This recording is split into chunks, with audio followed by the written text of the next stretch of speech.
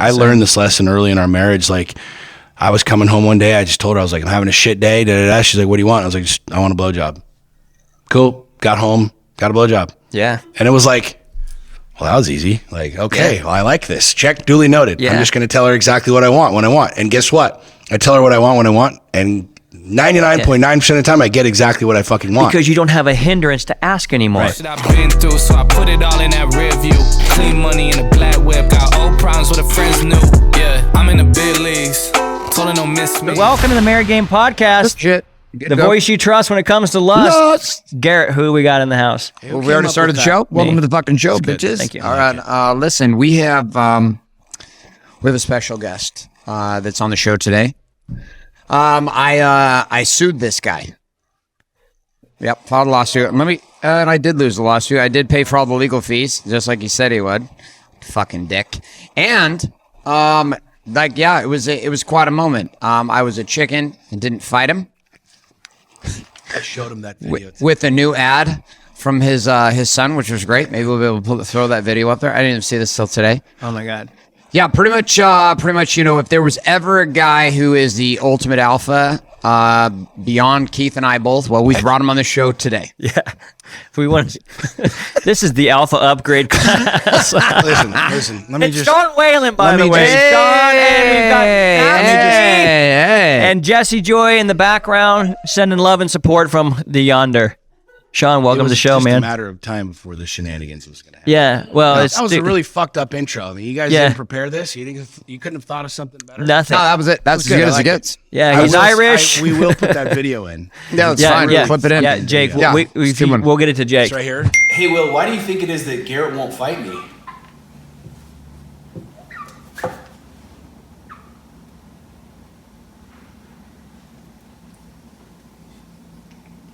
Yeah. Oh. Say my first round. Oh. You've done this once in a while. Dude, I just don't know upgrades. how capable your guys You did get the are. big jug. We're I thought you capable. got the small jug. Yeah, we're capable. No, this is his that's bar your mine jug. if he needs Oh, it. okay. Yeah. They were trying to upgrade him at the grocery store. Sean, dude, you've got an amazing company. I recently bought your black box. It showed up today. The black box, this art folder, the shirt. It's cool, man. Yeah, it's... that the I bought NFT it because folder? you're my friend, and it's cool. But it happens to be cool. You know, all the shit I buy from my friends, you guys have cool shit. Yeah. And that's why wouldn't you buy your friend's shit? Totally. But I actually love it. I even buy it for a buddy of mine. He owns the largest streaming live poker in the world, and he wears your shit on the show because I'm like, I said, you like that? Because he's one who really taught me about like a lot of stuff way back when. I'm like, you like that line? It's not cheap shit. He goes, I love that shit. I'm in. I like that. I go, dude. I said, well, when I get it to you, you wear it. He It's goes, cool, I'm man. like, yeah. We got a cool brand. I'm really excited about it. It's fun. Like we were talking on the way here. It's an evolution. Yeah, but it's your life. Yeah. And when you said something yesterday, you said, hey, some of you guys are winning, you're winning in your numbers or whatever, but are you winning in life? Tell us about why recently that means so much to you. Because You talk kind of into it if we You want to wanna get talk there. into it? Yeah, well, just close enough. these are like from 1908. Yeah, These aren't the new ones. I got the new ones, but these yeah, are cool. yeah, No, these are new ones wrapped in an old container, Old bro. thing. yeah, dude. Yeah. Packaging up shit. New We're wine, making it look new wine and old vintage. wineskins. It's like Dude, old pants. I think all three of us have been through the same reality. I think probably 99% of the people listening to this have been through the same reality, right? Yeah. We played the game. We did what we were told. You know, we checked the boxes. And you end up at some age, whether it's 30, 35. For me, it was like 31, where I was like, is this it? Like, I've got the money, the houses, the cars, the things, the whatever. Like, what the fuck is this? Is this the game? You know what I mean? Ever since we were little kids, we were all taught what the game is. This is what success looks like. This is what family looks like. This is what God looks like, religion. And at 31, I found myself not having any idea who I was, what I was, where I was, why I was doing anything. You know, and that's the quest that I've been on for years since, connecting with Garrett. And I mean, we obviously connected way before that. Yeah. Before we even started, we can talk about that. But like, for me, the game is life. Yeah. And it encompasses a lot of things. It does encompass business. It does encompass financial acumen. It does encompass, fitness and these things. But like, I've had enough of my friends die that it's brought reality to me in a really poignant way. Yeah. I just had just one recently. of my best friends. One of my best friends recently just passed, and it was another reminder. I look at it as like God's just continually reminding me. Was this your these friend that had got like a heart attack, or cancer? What was it? Car accident? He took his life. Oh, he was on. He took his own life. But you had a brother also that died in a car accident, I had a race, literally right? A week prior, he was the pilot of the plane that we've been dry leased. 34 years old, 2 kids, and got into a race car on a Saturday morning, which I've done countless times with my son and with my friends. And 5 miles from the starting line, the truck rolled over a couple times, and he was dead. I mean, I had literally just talked to him right before. I just talked to my buddy who took his life 5 hours before he took his own life. So hold up. So your second friend committed suicide. Yeah. Fuck, dude, I didn't know that, because when you had shared about it, I didn't really know who he was, so I was like kind of looking it up, and I couldn't really see anything that was going on. Yeah, it was a hard thing because he wasn't suicidal. He made a terrible decision in a moment that I'm sure he would do anything to have back. But I've been reminded more and more and more how valuable life is. So to me, I'm playing the life game. Like, how much can I squeeze out of this moment? How much can I enjoy this moment? Yeah. You know what I mean? Like, how much can I appreciate this conversation? We're all in the same reality, but for me, that's the life game. Like, I can't think of anything more terrible than the idea that I get to my deathbed and I don't have any more moments. Yeah. Like, I could have truckloads of cash, like, sitting out in the parking lot going, hey, can I buy the moment back? You can't. Can I go buy back the vacation and the thing and the race car and the fun and the trips and the jets and you can't. You're done. And so for me, the entire game now is like, how do I live the ultimate life? How do I build the ultimate life? And like we were talking on the way here, I don't even know if I know what that means yet. Yeah. I don't know that I'll ever know what that You're going to means. redefine it all the time, probably. It's exactly. Like, to me, it's like, am I doing the things that I love with the people that I love? Yeah. You know what I'm saying? Okay, so I want to ask you about that, dude. You got married about a year ago. Year and a half ago. Right, babe? I'm not good at dates. What is it, Sax? About a year and a half? Almost 2. Almost 2. All right. So what we liked it when we had people on Massive here. upgrade to his life, bro. Massive upgrade. Well, that's what I want to talk no about. bullshit, dude. Like, legit, because Danielle and I got to like be kind of part of a whole lot of this. Yeah. A fucking egg in my mouth while I'm trying to say that. Yeah, well done. Yeah, well, yeah, it was bad You're timing. excellent. But seriously, like, even from the outside, from the outside in, just to watch how you have like elevated and accelerated with Sax in your world is like fucking, it's so exciting for me, dude. Like, just to watch it, like, it makes me so happy for you. I'm not getting to spend as much time as I do with her. Like, I mean, you two together are just back to fucking back, man. It's like incredible. Even watching you guys at the event we were just at, watching you two sit, just fucking sit. I was sitting with Danielle and she's like, those two are like, they're like vibrationally on fire. I was like, yeah, it's like watching if you looked across the room, because we got there fucking late, like always, always late. And we're sitting Such in a the bad back. habit, too, oh, yeah. it's a horrible habit. a really bad habit. I have no integrity in my life in that one area for sure. That's easy to fix, but Yeah, well, easy to fix, obviously not fucking committed. You're going to have to get Danielle on the train with that one. yeah. So like I saw it like that, we were watching You're such that. a great guy, though, dude. Well, I appreciate you telling me how good. Go ahead. Fucking weird. But being in that place and that, like, watching that energy shift with you two, just seeing in the room, like it was like the room was here, and then there was you two here sitting in the room. Like, talk to me about that impact though, because there's a lot of these we could go down the path on, but this is like the married game, bro. Like, talk to me. Looking down all of them. I mean, dude, Sax it's been a fun experience for me, you know, and we talk openly. There's nothing I would say that we haven't talked about, or I don't know, maybe there is. Who knows? Like, what'll show up, right, babe? But Dude, I butt think plugs like and doves. me and Sax, like we're neither of us really fell victim to life. Like I think both of us did for a little bit. I did for sure. Like, you know, woe is me, the market, blah blah blah blah blah, and whatever. But we both we went through some serious shit, like big shit. You know, whether it's good, whether it's bad, call it whatever it is. You know, and we just both, I think, maybe even self-sabotaged in a way our lives to get to this place where we had to really create a reality check. You know what I'm saying? Yeah. Like it's the old saying, when the pain of the current reality becomes greater than the fear of change, that's when man will change, right? Yeah. Yep. And it's kind of like I found myself in situations that just weren't where I wanted to be, over and over and over again, over and over and over again. And you can only blame people for so long. Yeah. You can only blame the market or this or this or this or this. And it took, our story is kind of unique because we dated for about 6 months and she broke up with me. She dumped me. And I'm like, I didn't know that. I didn't know that part of the story. dude, I this didn't know is she great. fucking broke You up with guys you, bro. got that in common. Okay. I was married. I was in a relationship for about 8 years that I got out of, and I slid up in the DMs, which we have confirmed because she went all the way back. Heck yeah. And confirmed that I was the one that reached out first, and it was over an Alan Watts video, believe it or not. So I slid in there with like hey.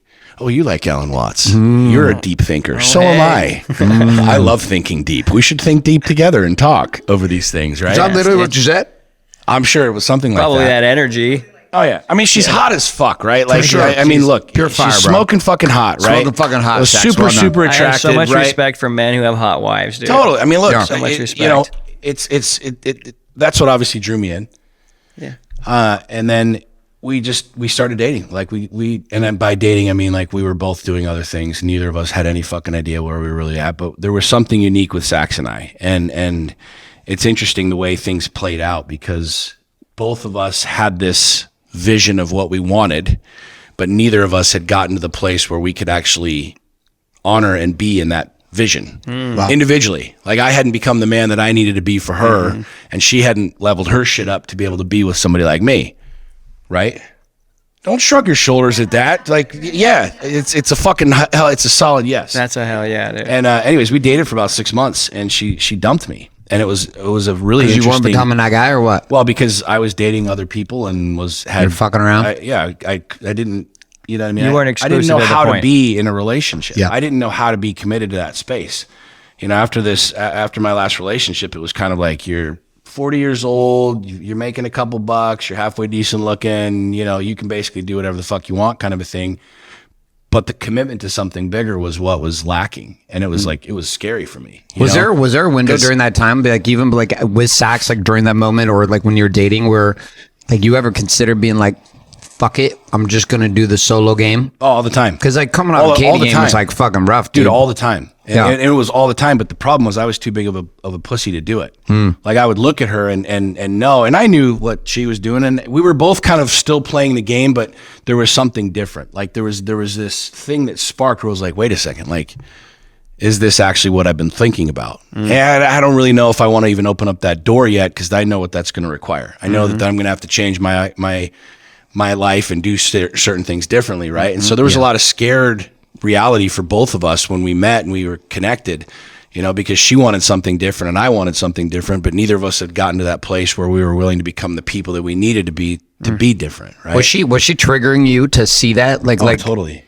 What were some of the first things you saw that you had to like let go and like when we were rise dating, in? right? Like I'd say, hey, let's hang out. Well, let me look at my schedule. I'm like, let me look at your fucking schedule. Like, I'm coming over. I want to hang out, so we're going to hang out. I'm Sean Whalen. You should just want to hang out with me. She's like, well, I can hang out with you on Tuesday. And I'm like, all right, fine. I'll fucking see you Tuesday, right? And it was just this weird thing When because she people had have her own boundaries. deal. She had her own business. She was a single mom. I mean, she was on her own path, doing her own thing, and that's been a really fun conversation talking about her masculine and where she was and she just needed to be in that. She was in that space. She's like, fuck you, don't waste my time kind of a thing, which was really hard. She was very, very hard and not been able to be soft really because she had to fight. She was the king and the queen for the kiddos. She was the king and the queen, and I was still being a little boy, and so like I'd be like, yeah, I'm coming, and there were a couple times where I'm like, oh, I can't make it tonight, whatever, and I didn't know the gravity of where she was and that connection, and I hadn't leveled up to be able to be a man of my word and that commitment. And I remember vividly, I was laying on my couch and I got just a voice message from her. Just, hey, you know what? You're great, awesome, but this isn't working out for me. Basically go fuck yourself. I'll talk to you later kind of a deal. And as I listened to that, I was like, who the fuck is this chick? How the fuck are you going to break up with me? Yeah. How the fuck are you going to dump me? Like, come on. You out of your fucking mind? Like, I know you don't have something better than me out there, bitch. Like, what the fuck you talking about? And I don't remember what I said something back. I was like, well, okay, I get it. And it was more of a check on my ego because, there were things that she had outlined that she wanted and I hadn't met those things. And so she's like, cool, I'm not playing any games. Peace out. What were some of those things? You gotta be this tall to ride. You gotta be this tall to ride. Yeah, you gotta be taller. She wanted taller, like blonde hair. No. I'm saying you gotta be this. You gotta be this tall to get on the ride. Yeah. You didn't meet the standards. She wanted the commitment. She wanted something serious. Yeah. And what was cool for me about that reality is Sax was the only person that I had dated that I didn't like shut off. It was really easy for me to just shut people off. I just shut off, move on to the next, right? Shut off, move on to the next. She was like the only girl that I hadn't just blocked and be like, all right, fuck you, get out of my phone, get out of my life kind of a deal and just move on to the next thing. She was always there. And then when you talk about like that was like planted in my brain and it wouldn't leave. And I'd slide check on her, I'd look at it, whatever. And I kind of kept following her, like, and I'd every now and again pop in and be like, hey, you look happy, great. She'd be like, oh, thanks, basically kind of like, go fuck yourself. Why are you still here? Yeah. Why are you bothering me, peasant? Scram. You know what I'm saying? Get out of here. Scram. And it was about 7 months that this went on. And in that time, and she knows this, like, I didn't want to be a gigolo. I didn't want to be fucking Dan Bilzerian. I didn't want to have not fucking Dan Bilzerian, but I didn't want to be Dan Bilzerian. You didn't want to fuck him either. I don't want to fuck him either. I mean, both things. You know what I mean? Don't fuck Dan Bilzerian. Didn't want to fucking be Dan Bilzerian. Exactly. Got it. Thanks for clarifying that. I didn't want that, right? And there's an allure to that, and there's a mystique to that. I think, especially as you guys all coach men, we all coach men. You talk to men, you think somehow that there's this really cool vibe and unique thing to like being successful and having money and be able to have hot chicks and just travel to fucking islands and do whatever you want whenever you want, kind of a thing. And it's a lonely road. I mean, it's a hollow road. Yeah. And I think all three of us are in agreement. Like, that'll only take you so far. If you want to build a kingdom, you gotta have a queen, period. Yeah. You can play with the freaking harlots all day long and you can live an existence and you can meander through life and you can do your thing. But to truly have like what I believe the essence of life really is, to have like that divinity, to have that really unique, angelic experience of life, to taste the fruit, if you will. Amen. You got to commit to a woman. You got to be with a woman. Right? And there's no judging around that. I'm not judging anybody. Dan, you got to do whatever the fuck you want. You have 87 girlfriends. Who gives a shit, right? Doesn't affect me. But in that entire time, it was like, I wanted that, but I just didn't know how to do it. I didn't know how to get myself into a place where I could be that man. And it was a struggle for me because it's like, you want this thing, you want to be that man, but you know that you're not operating there. And you know that in order to be there, it's going to take you doing things radically different, which truly are scary. Was it things you knew you had to give up and you were afraid to let go of them? I don't know what it was for me. Well, to me, it was safety, right?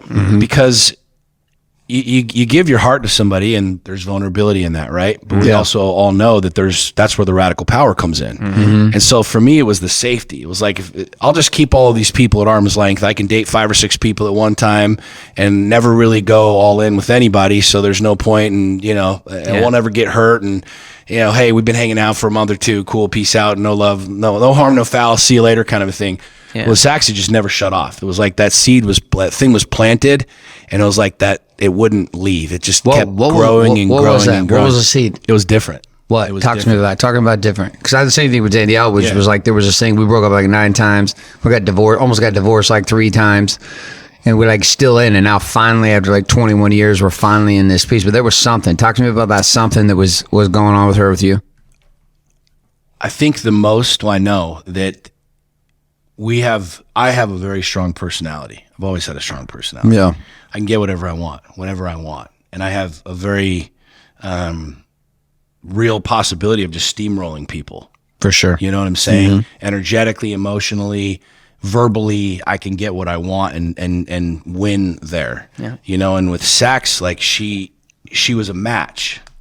There was a fire there. There was a match. There was like a pushback that I had never received from anybody before. And at first, it's like that ego check, like, who the fuck you think you are? But then it was like, that's actually hot as fuck. Wait a second. Like you just dumped me?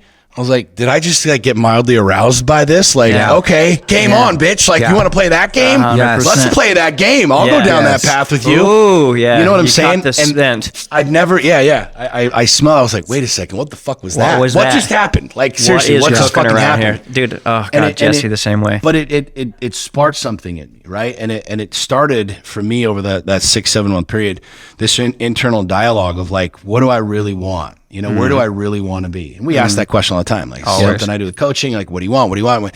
And I'm coaching myself. It's the reflection in myself saying, you know, what do you really want? Yeah. You can date hot yoga instructors all day long, yada, yada, yada. But like, what do you really fucking want? And I knew that that's not the lot. That wasn't my lot. That's not where I was supposed to be. And Sax showed up in a way where it was like, she kind of opened the door and then she slammed the door on me.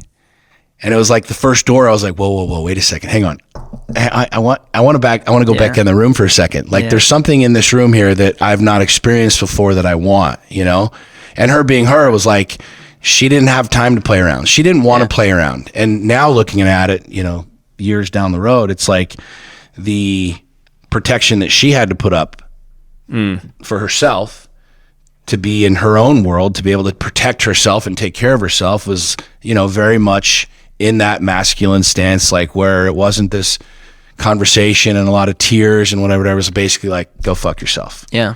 And that was her defense mechanism against me. And I'd never experienced that before. And it was, everything has a purpose. There was no coincidence. Yeah, For sure. This, right. And so I spent this time really asking myself, like, what do you want? You know what I mean? I Like, wanted, what you want? I wanted What do you to want be in a challenged. relationship? I wanted to be challenged. Like I knew that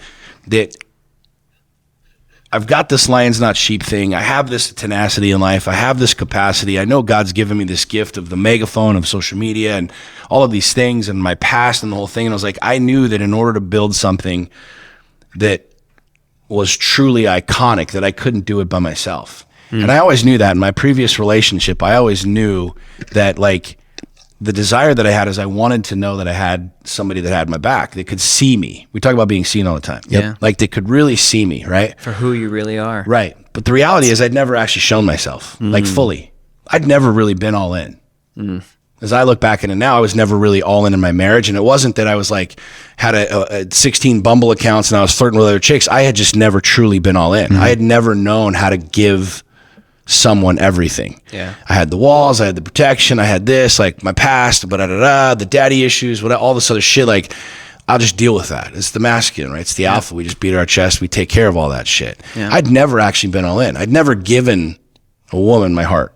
I'd played in that world, right? Oh yeah, I love you. Like I'm all in more. We can talk these things, but I'd never actually like opened up everything. Yeah. I'd never actually reached in and said, here, take this, hang on to this. Yeah. Like, because at the end of the day, I knew like you could absolutely rock my world or you could fucking kill me. And reject it and go, I don't like that. Exactly. Those two things I know about. Exactly. Fuck, that's deal breaker. And You're that done. was like where I started really looking at it saying, in order for me to have what I truly want, I'm going to have to do something that I'd never done before. Amen. Fuck, that's And so it true. was like, it was such an interesting experience. And so I started sliding back up in the DMs and I was like, hey, did you take any coaching classes? I to was work like, on hey, your babe. game at that I was point? like, or you hey, just, babe. We're just ramming through this wall. I did what I did with my ego because I was still a little boy. I was like, hey, I'll give you a second shot. You want a second shot with me? Like, You said that. Oh, of course I did. Oh, Sax, you must have vomited before you texted back. Just wait till you hear about our first date back. Oh no, dude, it was funny man. because we actually, I love donuts and I love apple fritters. Don't you own a donut place? I've invested in one. Yeah. Okay. Yeah. I thought you had like a donut shop. Yeah. Hello Mine's Sugar. not cheap donut shop. Yeah. Why not? You get ripped, but fuck, you got to eat a donut. You know what I'm saying? It's fucking protein. You know what I'm saying? Cigars and donuts. Yeah. The gym's right People next always door. say that to me. They're Lions like, are dude, cheap and cigars with and how donuts. you look and how good a shape you are, why do you smoke cigars? I'm like, I'm gonna die either way. You know what I'm saying? Fuck Let's yeah, be dude. serious, you know? Yeah. But 100%. I slid back up in the DMs and really I was like, initially she's like, I'm good. And I'm like, I know you're good, but we should go back out again. You know, I'm a changed man and I'm sure you've changed your ways too. Again, not being able to actually own the shit and own where I am, but placing that. Thinking you're actually playing game. Playing the dance, doing the dance, right? And I'll never forget, she was wearing these overalls and she was hot as fuck. And I was like, let's get together. Because our very first date, we had talked about, I was on 75 hard and she was doing this fitness competition. So we were both shredded as fuck. Yeah. And we had connected through fritters, like apple fritters. Like she posted something, we started talking about apple fritters. She's like, I know the best place on planet Earth for apple fritters. I said, deal. So our first date, official date, was at this shithole gas station in the middle of nowhere that had the fucking worst apple fritters ever. And I'm like, okay, this is like not good, right? So I said, listen, we didn't start this off the first time on the right foot because your fritters sucked. Yeah. My fritters don't suck. Let's go out. So she agreed to go out with me and meet me. I mean, she was just cold as fuck. She wanted nothing to do with it. She kind of sat there just like, why am I here? What do you want? And in my mind, I'm like, I fucking got you. Like, you know what I mean? Yeah. But at the same time, it was like, But maybe it was cool, man, because like, you know, we talked about this in the webinar, like, it's really, really, really easy to change who you are with the people that you're around, or to morph into something, or to be something, or to talk to people that you don't really want to talk to, or to be someplace that you don't really want to be, right? But to be able to be in a place of like true power and ownership, be like, yo, I don't need to talk to you. Like, I don't want to talk to you, kind of a thing. Like, what was cool about me and Sax in that time frame is we both knew that there was something pretty unique about each other. And I think it was something that we had both wanted, but really didn't know how to actually be with, because we'd never been with that thing. So when that thing shows up, it's kind of like the hot potato. You're like, oh, fuck, well, what do I do with this? I don't know how to play this game. Like, go there. You go over here. Like, you don't know how to do it. It's like you're asking for this gift. You're given the gift, and you're like, wake the fuck up. I don't know. What does this mean? I don't know how to read this book. I know how to read all these other books. I don't know how to read that book. And so that first date, it was like just an ego check, because she just wasn't nice. Just straight up, she wasn't nice. She was just totally like cold cocking me. These true. chuckles are confirming, Right? yeah? It's true. All right. She was like, look, I got somewhere to be. Yeah, I'll give you fucking 15 minutes, kind of a thing. I'll let you plead your case. Now, I know, and we know now that like she couldn't shut me off, man. Yeah. You know what I'm saying? Yeah. I know. We all know, right? Yeah. But it was want me, good luck that finding date, better. It was cool. We got kind of the ball rolling again, and for me, it was deepening what I knew and what I was feeling, that like I had to change. Like I had to become something different. And I knew that she was special. I knew that there was something different with this woman. And, do you feel like you could actually, like, how much was Sax like triggering that in you, right? Oh, so totally. You're like Summer and Katie and like the process of these other relationships plus all the other women that you had spent time with. Yeah. And then here you are, this woman shows up in your world who not only is coming from a different angle, but she's coming from a different vibration, like a different intensity. Was that what you felt was like this intensity from her? And the reason why I ask this question is because we get a lot of guys who are like, oh, I want a fucking powerful woman. I was like, you couldn't fucking handle a powerful woman, bro. Trust me. Just they don't even know what a handbag. powerful woman is. Like, yeah. Like what Sax was doing was triggering all of the things that I didn't want to be triggered in. She was kind of knocking on all those doors that I had put a padlock on. And it's really easy when you meet somebody and you're just playing a superficial game, be like, oh yeah, I'll open up that door because that's fucking easy talk number one, and this is easy talk number two, and this is easy talk number three, but those other doors, we don't go there. I don't go there, right? And once you get through all those doors, then it's kind of like, well, there's nothing else here. Okay, bye, next. You know what I'm saying? And with Sax, it was really her kind of like knocking on them, and she didn't open them. I did. I had to choose to open them. Right. But she was kind of knocking on him, and I'm like, no. Don't look over here. Look over here. What was the biggest lesson? What did you open that you're like, hey, what specific? So there was one experience. There were two experiences that we had that literally sold me. Like where it was God screaming at me, like, this is exactly what you need. This is exactly where you need to be. And we've talked about this publicly. We've talked about this on our podcast, but we started dating again. And we had never had a conversation about being exclusive. We had never had a conversation about, where we're going, whatever. We just kind of kept, this was our 2.0. We started dating again and like going out more and more and more. And, I knew that she was doing things and she wasn't exclusive with me. And she knew that I wasn't exclusive with her. And she talks about how she could feel the energy of other women and stuff like that. And I knew the same thing. Like I knew exactly what was going on too. I saw her on trips and I'm like, I know you're with somebody, but whatever, right? And, she came, I remember her having a conversation with me one night when we went out, and she's like, I'm all in. She's like, I'm just letting you know, I'm not putting any pressure on you, like, but I'm all in. Like, I'm not going to see anybody else. I want to see if this can work. And I'm like, oh, that's so sweet. That's great. I'm like, yeah, I ain't doing that shit though. Like, that's scary. That's like the next level shit. So congratulations. Good for you. Well done. I'm sure that's a major advancement in your life, and I don't know, fantastic. Let's go home and fucking have sex, right?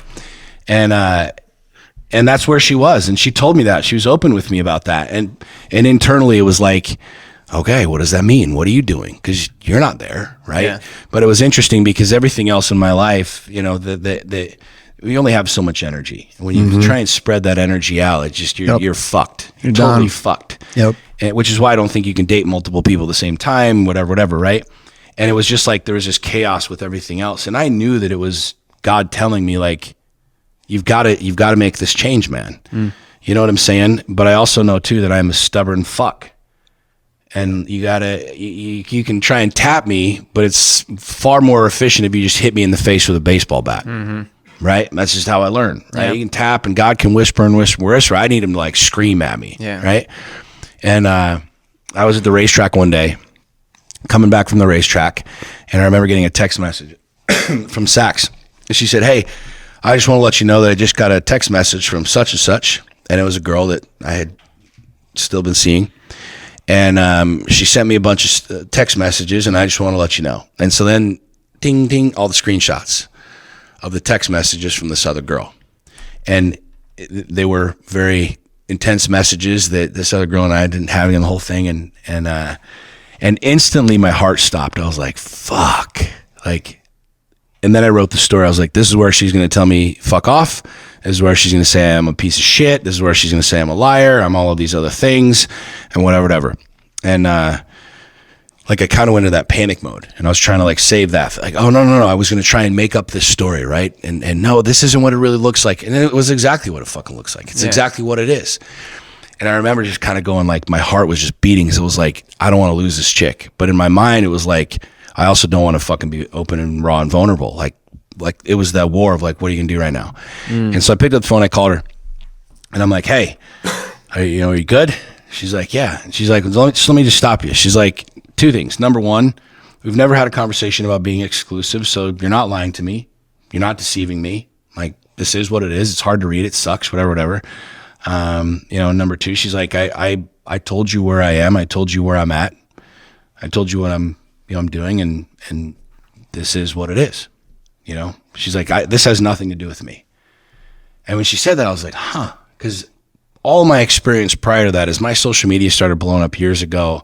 And I was in a pretty textbook trauma bond relationship, my relationship prior to Sax, where, I mean, it was a true textbook trauma bond where any random girl would like a picture and I'm automatically sleeping with her. I'm automatically like, who's that? And that was my reality for years, right? And so instantly it was like, that's where she was going to go. That's exactly what she was going to do. It's exactly where everybody goes because I'm just a piece of shit and I'm all of these other things. And I remember her telling me that, saying, this has nothing to do with me. And I'm like, what do you mean this has nothing? That's odd. Like, why would you say that? You're supposed to tell me I'm an asshole now. Like, this is the part of the story that, flip the page, this is where it goes. And I'm like, okay, well, I appreciate that. I was like, so do you want to come over for dinner? Like, can we talk? Whatever. She's like, sure. I hung up the phone. And she was cool as a fucking cucumber. Like, no names, no craziness, no anything. And it was such a radically different experience than anything I had ever had in life, in any relationship. And it was fascinating because I remember vividly, like I remember exactly where on the freeway I was when I had this experience. And I hung up the phone, and it was literally like me and God. And it was kind of God going, your move. Like, now what? Now where are you going to go?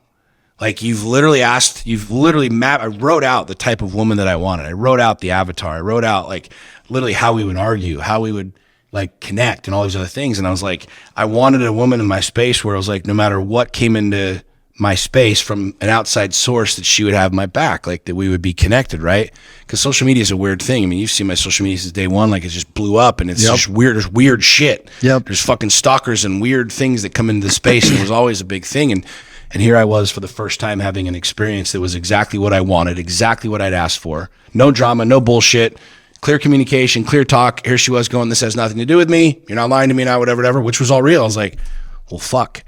And I remember in that moment, like having a conversation with God saying, all right, I'm all in. Like I like literally declared it. It was like a declaration between me and God. I was like, I'm going to go all in with this chick. Right. I'm going all in. And I knew exactly what that meant. Like I closed every door. Like I disconnected every plug energetically, emotionally, physically, psychologically, from everything that wasn't in alignment with being all in with her. And it was the first time truly that I'd ever done that. I'd ever done it. Okay, so you did that with that. Don't you think that's the recipe on how you get what you want in everything in life? Yeah, 100%. It really is. Now, what about nowadays when you guys argue, like, or when things come up? We don't argue anymore. Okay, yeah. That's not what Just the YouTube kidding. video said. Just kidding. You guys came up with an episode a while ago. I've watched 3 of your guys' episodes. I don't know how many episodes yet, but I've watched 3 all the way through. And one of them was when you're like, hey, we're back, but we're not divorced. Yeah. Okay, so that was a heavy time. The guys who watch this are shocked that our wives, Garrett and I have wives that actually want to have sex with us and actually like being with us and actually are our best friends. Yeah. And they're like, we want that. You guys have that. Oh, yeah. Big So time. what's the what did you guys go through and what did you guys learn through it? Because these guys they like this shit. Well, I mean, we could do 15 fucking episodes on that one question. For sure, for sure. I realized in that moment that, in business, in life, in the fitness game, and in the entire game, like we have, whether we think we do or we don't, we have a plan B. We're always leaving some room, some margin for error. Like, well, if it doesn't go, then I'm going to be here. It's like if you had $100,000 in your bank account, it's like you have a possibility of making this thing work, but it takes $100,000. You'd be like, no, I don't have it, and you'd keep $2 over here just in case. Like, there's always that small sliver of, I'm not going to put everything in here. Yeah. I'm not going to say everything. I'm not going to do everything because somehow we think that's safety. Yeah. Somehow we think that's going to alleviate the pain when the plane crashes, when the shit falls, right? Yeah. And it was really fucking hard for me because I'd never been all in before, really on anything. And it exposed me. And I started looking at my entire life. I looked at my business. I looked at my health. It was like, did you do 12 reps or 10 reps? I was 11. I got 11 for sure. No, how many reps did you fucking do? Yeah. Exact reps. Yeah. How much money do you have? I got about $1 million. Well, is it $1 million or is it 792,000? Yeah. You know what I'm saying? In my entire life, I had played that game. Yeah. Over and over and over again about having an exit plan and having this and stretching it a little bit here and a little bit there. And it was the first time where I was like, I'm going to be all in. Like, I'm going to give her everything. And 2.0 was fucking rad because like I gave her everything. Like I opened up all of I pulled the freaking kimono up. It was like, this is who I am. This is my past. This is where I'm at. I have fucking ADHD. I'm all over the place. I'm radically inconsistent. I'm neurotic at times. I freak the fuck out. And I remember telling her, multiple times, like, I will try and burn this down. Right? Like we were doing a journey together. It was funny because like during 2.0, this was right after we started back at 2.0. It was for her birthday in August. I was like, what better way to celebrate her birthday than let's like bring my shaman in and journey together. We weren't married. This is like pre-marriage, the whole thing. I'm like, if we're going to figure this thing out, like let's get naked now. And you guys both know you go to journey space and it's radically exposing, radically vulnerable. We're dating and I'm like, let's just go get naked. Like, let's do this right now. Cause we were both, in the sacrament space and the, plant medicine space, what a lot of people like to call it. And I'm like, let's just get naked. And I remember vividly telling her like in that space where I was like, I will try and burn this down. And I remember asking her like, don't let me burn this down. Don't let me burn what we're building down. You know what I mean? Cause subconsciously I knew that like there would be pain, there would be frustration, there would be a moment in time where I would walk. Yeah. And I would just try and go down this path that I knew, which was self-sabotaging, which was self-soothing, which was completely fucking neurotic and made no sense and still doesn't make any sense. But I would tell her, right? Like, I will try and burn this down. I will try and burn us down. Isn't that when she had like the collision speech with you though? That you guys just shared with me before? Like who the fuck do you think you are to burn this down? Was that after? So that was point number 2. Oh shit! There were two moments. There were 2 moments where God was like literally showed me, like punched me square in the fucking dick. And the first one was driving home from the racetrack. And it was like, God was like, I'm literally handing you exactly what you wanted. You wrote it down. You put it in your mind. This is exactly what you've asked for. I'm going to hand it to you right now. Yeah. And that was where I was like, I don't know. Where do I go? What do I do? Second moment was the morning after that journey.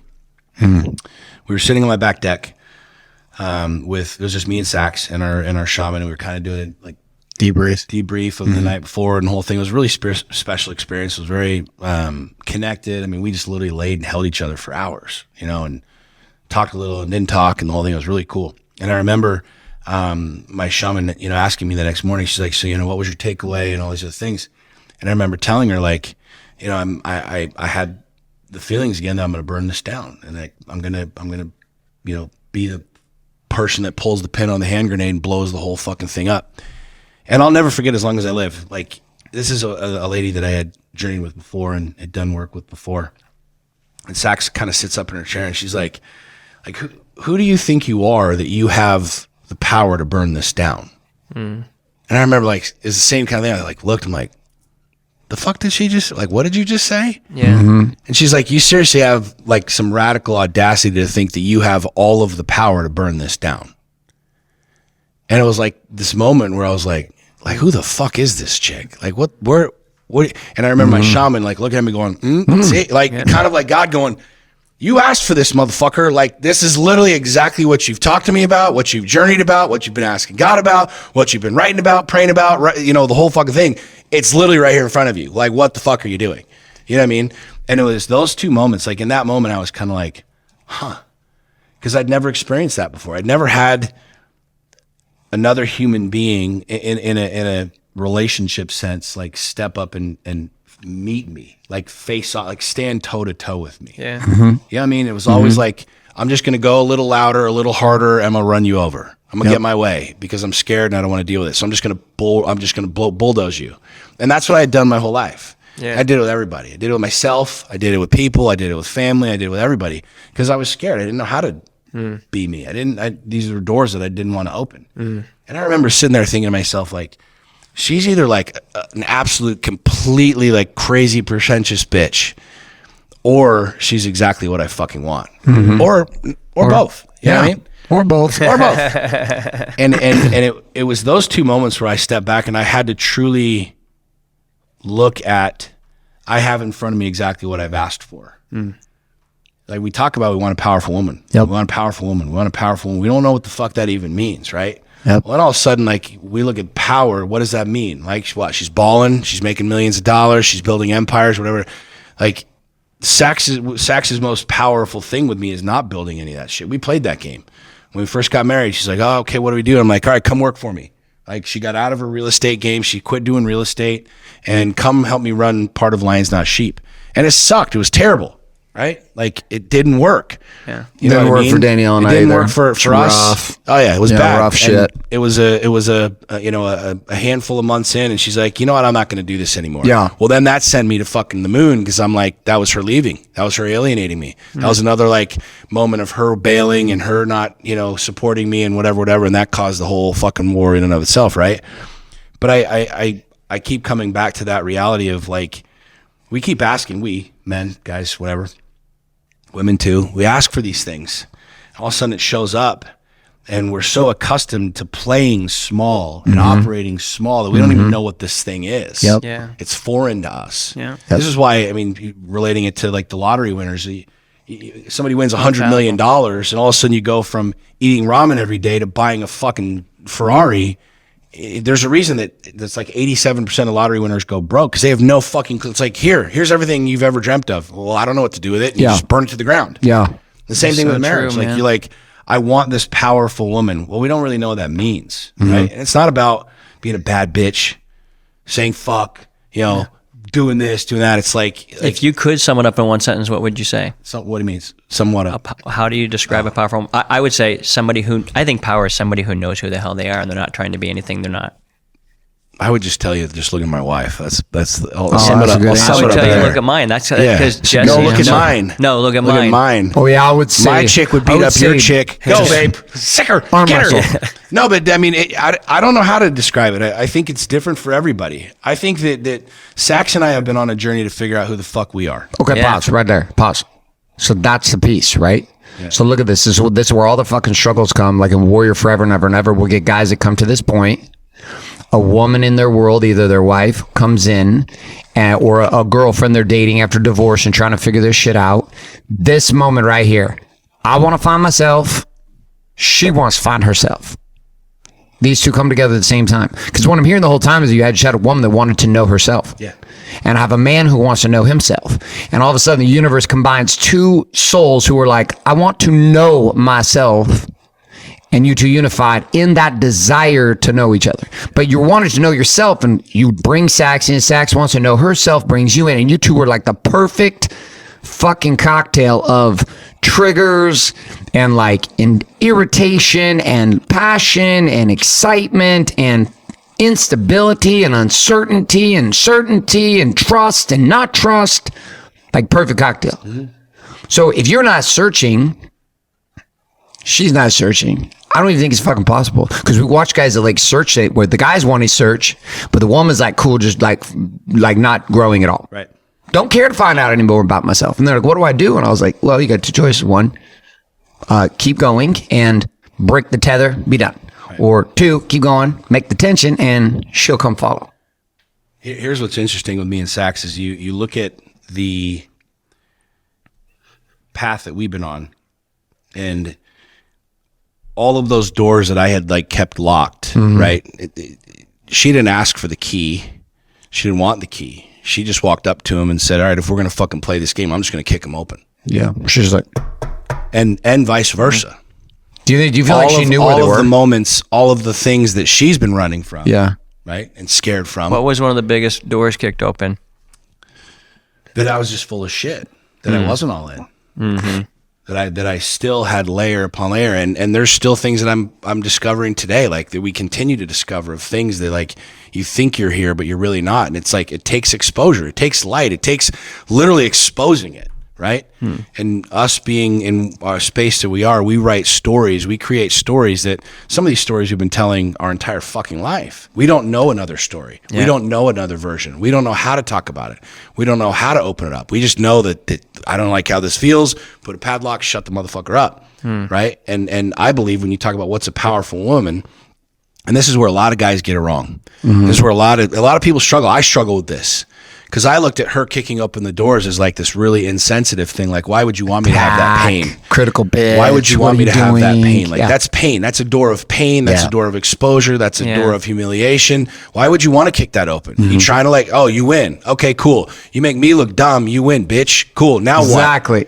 And it exposes the fuck out of you. Exactly. But you have two choices. Run from it. Hide. Run away. Lie. Deceive. Lock that fucking thing back up, or be like, okay, now what? This is a big fucking pile of shit. I need to figure out how to eat this pile of shit. What's crazy is like you can look like just the amount of control. How am I doing, babe? That like our brains have, and being able to control that narrative, right? Because like same situation. I was not in it until like I even told Danielle like we'd had so it was my fourth child. She just gave birth to Isla, who's 3. And it was about probably 6 months after that birth. I remember looking at her and going, if we were sitting like, I don't remember whether we were on fucking vacation or something. I was like, I'm all in. And my wife looks at me and I'm thinking I'm going to have a moment. She's going to be all like, excited. She goes, I just had your third fucking daughter. You're just all in now? To you, it's a spiritual I've been moment. All fucking in for a to you, goddamn it's a spiritual moment, and you're like waiting for her to be like, "Oh my god!" She's like, "Fuck you, man!" Big fucking punch. I didn't get fucked that night. She was like, "Are you serious? Like, you're all in now? Yeah. Oh, fuck you, all in now." I just pushed another fucking human out of my body. I'm like, well, that didn't go down as planned. Yeah. That didn't work. What's crazy? Yeah. Congratulations. You're thinking it's going to be this congratulations. And I think, 45 minutes fucking late. She's like, what the hell? Yeah. 13 minutes. 13 Dude, minutes. it's such a huge question. It's such a huge thought process, because I truly believe like this is really at the heart of what holds most men back. It's what's held me back. Yeah. So you asked the question, like, what's the last year, the last 18 months as we got married, like, I don't even know how to describe it. I'm on a fucking rocket ship that's on a rocket ship that's already left like every black hole there is sleeve. I'm like, I don't even know what the fuck's going on. Like, we're not even the same human beings. Yeah. We're not. Like, we're not even close to the same human beings. Like, You know, and I'm proud as fuck of that. Like I honor like the journey that I've been on. I'm proud as fuck of me. I'm proud as fuck of me. Like to do what I'm doing, right? I'm proud as fuck of her because like we could have the same conversation with her and she'd tell you the same shit. Like it's an exposing game. It's a scary game, and I think the bigger the energy, the bigger the people, the bigger the egos, whatever. Like it's just more shit that we have. Yeah, there's just more doors. Like Debbie Ford talks about in The Dark Side of Late Chasers, how we're born into these infinite mansions. Did you read that book? It's a brilliant fucking book. Brilliant book. Oh, that's awesome. She talks about how when we're born, I mean, just look at a child. Look at a little baby. A little baby will freaking stick its finger up its butt, pick its nose, eat its boogers, put a fork in the fucking outlet, pull a glass bowl off. They have no clue what's right or wrong or good or bad, or they have no idea. It's just, I'm just experiencing all these things, right? And everything is a mystery. Everything is a wonder. Well, and here we are with social conditioning and programming and schooling and education and God and religion. And, here I was at 40 years old living in a 1-bedroom studio, and what Sax and I are doing together is we're just kicking open these doors, and it's terribly uncomfortable. Mm-hmm. It's terribly vulnerable. Mm-hmm. It's terribly like humiliating at times. Mm-hmm. There's a lot of humiliation in it. There's a lot of holes in the game. Like I'll give you an example. We were planning the race. I bought a race car and decided I want to start racing cars because why the fuck not, right? Yeah. Right. And so we planned out this whole year. We mapped it all out. I mean, I went to her because I was like, I'd never done this before. I don't ask for permission. And I wasn't asking her for permission. I'm like, babe, I want to know that we're on this thing together, right? So we planned out the whole year. I was like, this is what it's going to take. She's like, all I care about is that you give me my own custom headset. I just want to be that race wife that sits in the pit and listens to you and can tell you to stop being a pussy and drive faster and the whole thing. I'm like, all right, cool. So I had my custom helmet made, and then I made her a custom headset that like matches my helmet. It's really cool and it's groovy. Yeah. But I remember having this experience where we were in this moment, we were in this dark period, and she was like, we had lined up the jet and we were flying out and all this other shit, and she's like, I just want to know that you want me there. I just want you to tell me that you want me there. I'm like, what the fuck do you mean you want me to tell you? Like, what are you talking about? I'm trying to run businesses and grow and race, and you want me to invite you to come? Like, we've already planned this shit. Like, we're already going. Like, what the fuck are you talking about? And it was this weird experience where I'm like, babe, we're playing big. We're not here to play small anymore. I'm not here to hold your hand and pull you along and tell you, hey, I can't coddle your shit every fucking day and any of this stuff. I'm like, why do you want me to tell you I want you to come? Like, I've told you that 6 months ago when we planned this whole season. And I went into this entire diatribe of like, what the fuck am I doing with this chick? Like, I don't want to babysit this woman. I don't want to fucking have this bullshit where I have to tell her every day, hey, like, put on your big boy pants and handle your own shit. Because this is the agreement that we made when we got married. Like, you handle you, I handle me. You keep your boat floating, I'll keep my boat floating, and we get on a boat together and we make it a big boat. And it was fascinating because we went to war. So much so that I got on the jet with my kids and left without her. I left her. Like, over this race, over this one fucking thing where she's like, I just want you to tell me that you want me there. And dude, I was like this resistant, defiant little fucking kid. And I was so angry about it. It triggered so much in me. Like, I was pissed as fuck. Literally so much so that I said, fuck you, I'm leaving. And she didn't follow me. She didn't come. And I grabbed my kids and people and we jumped on the fucking jet and we took off and I flew to the other side of the country to go race. And dude, I was like so fucking defiant in this reality, and it caused a huge war. And we ended up sitting down with one of our coaches. We found this brilliant man who wrote an amazing book. Would love to give him a plug here and like put his plug out. Fucking absolute, like, no, link it in. He is a true godsend, because I have a hard time listening to a lot of people. Like, you got to be somebody. We have a coach, Jesse and I, we call him the Wizard. This guy, Matt, is amazing. And I remember coming back from the trip, and we were sitting down. We went to one of our sessions with him, whatever you want to call it. We're sitting there, and this came up. And, she's explaining this, and he's like, well, how does it make you feel? I'm like, dude, why the fuck do I have to tell her? I was like, we should be past this. In my mind, it's like, we're building this big thing. And he's like, all she's asking for is you to tell her that you want her to come. I'm like, yeah, but he's like, no, stop. If you ask your wife for something, what do you want? I want her to listen to me and hear me and connect with me. All she's asking you for is this one sentence. And in my mind, it was this ego mind fuck of power, of control, of loyalty. I like literally hinged our entire marriage on this shit. Yeah. I was like, if I have to babysit you and coddle you and pull you along, but that was one of those doors where it was like, you know, just run, keep going, you handle your own shit. And it was this moment of femininity that she just needed to hear from me that I wanted her there. Yeah. Yep. And I made the assumption for agreements that like, you should already know this. Yeah. But I have my moments where I'm like, hey, I just want to come home and we just like tickle my head for 10 minutes because I just want to burn the whole world to the ground. Yeah. You know what I'm saying? And Everybody it's wants to be wanted. It's fascinating how these little moments and these little things that are so hard, Yeah. yet it's so fucking simple. Simplest thing And ever. it's the ego game with us where we just go into this, like, I was literally a child. I was like kicking and screaming and fuck you and so defiant. That's what over Jesse this calls one me. sentence. She goes, What? are you going to be a child? Are You we be a going to child? act like, I'm a big baby. I'm a big baby. Yeah. And I know but it. you, And you can't find better. There's no way. Good luck. this guy, Matt's looking at me and he just All literally right. stops and he's like, she's just asking you to tell her something. Yeah. And I'm like, well, I shouldn't need to. I shouldn't have to. She should just know. And and it was like this child. And it's funny because that time, there's literally the first 6 months of this year, we were trying to figure out how to be married. Yeah. We almost got divorced. We both hired lawyers. We were ready to get divorced. And we were open about it. Like we talked about it. Like we were ready. We were done. I was done. She was done. Like she literally, like we were fucking done. Our little kids came out and they fucking went to war.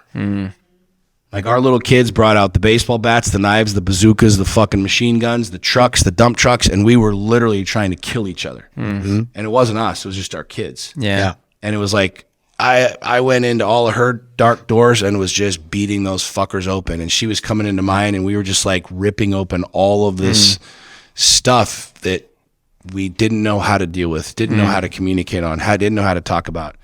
And it was so fascinating because it was something as simple as that like we used to just trigger me so much, Yeah. you know, and here's this powerful woman that shouldn't need some of these things. You should just do it on your own, right? I do this with my employees. I do this with everybody, my kids. You should just fucking know. Just go. Just do it, right? Solve your own fucking problems. We got a race to go to, God's sake. I spent a lot of fucking money. Let's go. The team's out there. Pull your shit together. Let's go. And it's like that moment where I just started looking at everything radically fucking different, right? And it's not ego and it's not this and it doesn't make me a weaker man. It makes me a more powerful man to be able to stop and acknowledge that. It makes me a more powerful man to be able to be like, oh, it's these little teeny things that like Yeah. I would turn into these mountains. Yeah. And it was just because I didn't know how to do it. It was truly like the little kid. And I think really that's, Do you feel like you went through the trap door of, all right, we're not ever getting to that edge again? Or For sure, get to that edge again. you know what? It's funny. Keep building. I would like to say that we'll never go back there, but I can't say that.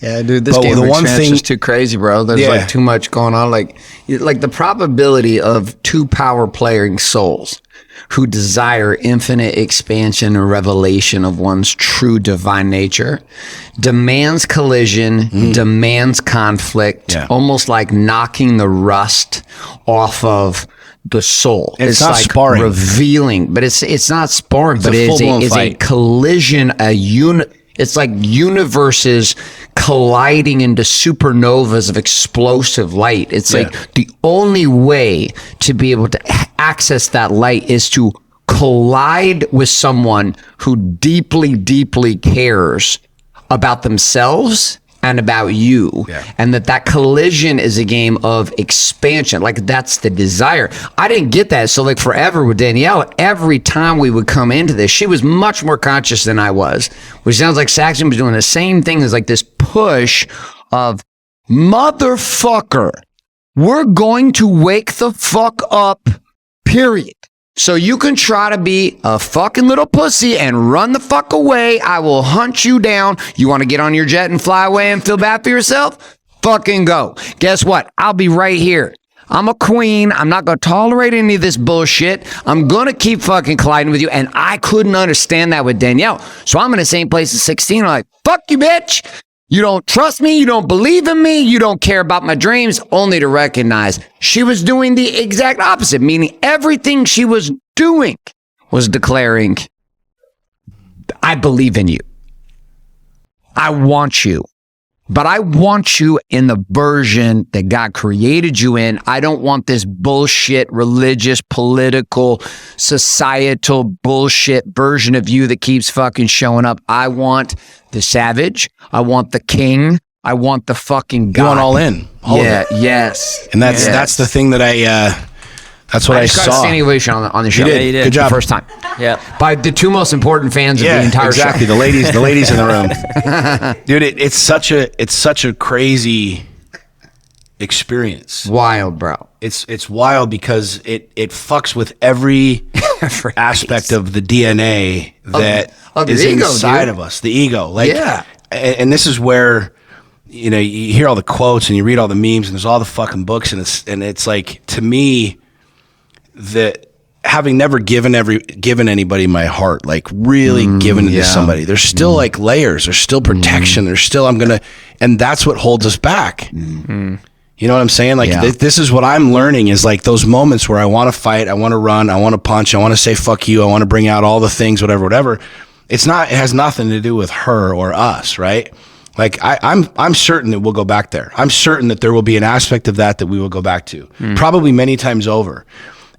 What I do know though is that each time we continue to go through these experiences, and each time we get stronger together, and I think that's the one thing that we would likely agree on is it's like we're committed to the war. Yeah. You know what I mean? Like, and not at any point in time during the 6 months was I like, oh, she's probably out banging somebody else. And she wasn't like, oh, he's out banging somebody else. And these are like habits of old. These are habits of running away and whatever. But it was a fucking war. And we didn't know what to do. We didn't know how to handle it. She went one way and did her shit. And I went one way and did my shit. And it was just this insane struggle of ego, you know? But it's, you have to have that collision. Do you like feel like you advanced from that? Oh, dude. Like your intimacy and connection is better now? 100%.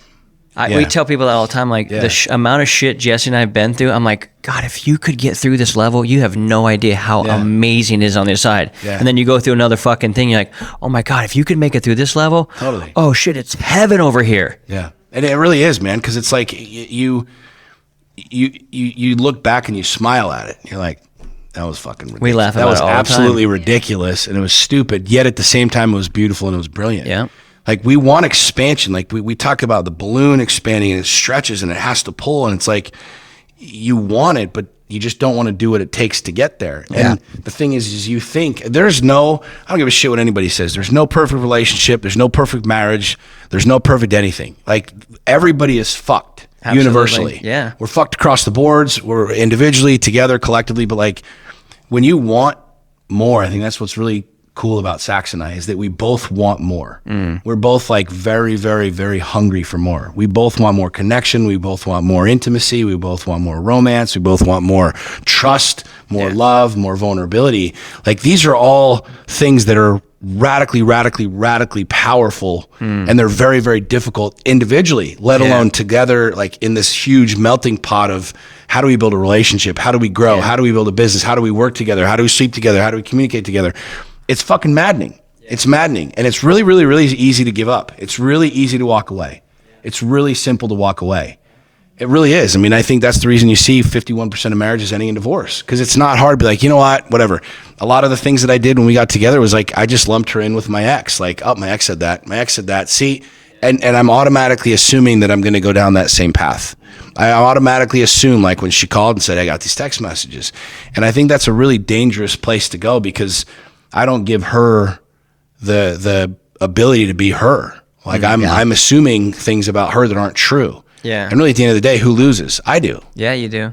I lose. And I tell her this all the time. I'm like, if our relationship doesn't work out, no one wins. It's not like you win or I win or the money game. And there's a money game in my head that's been huge. Like as we were going through our shit, I'm trying to think about ways to protect my money and not do this deal and then it's just like it's such a game of scarcity. Yeah. It's the little boy. Yeah. I'm gonna grab my ball. I'm gonna go fuck home. I'm getting off the playground. All you guys can eat a giant bag of dicks. We're not playing anymore. I'm gonna just take my ball. I'm gonna sit in my room and I'm gonna bounce it by myself. And nobody can fuck with me, right? And you're never gonna expand. You're never gonna get better at the game. That's all that's happened to all these dudes in their 40s who are just playing the Bumble circuit. Yep. And they're boys hunting, wanting, longing, easy. but they're not willing to pay Right. they're not willing to pay the price for, like, underneath the surface, like what Keith, you were talking about. Like, that was like what Danielle and I, we realized that respect and honor, like respect was more than love. Like, there was love, and that was always there, but there was like always this fierceness. And then as the collisions, these supernova collisions would occur, there was an awareness that seemed to activate in me that I'm hearing activated in you and Sax, and I know it's activated for you and Jess. Has been like this awareness of, oh, you're my fucking person. Okay. Okay. Hold on. You're my fucking person? Okay. Oh, you're my fucking person? Oh, now it's fucking on. Okay. Because now there's like this intention of like, oh shit.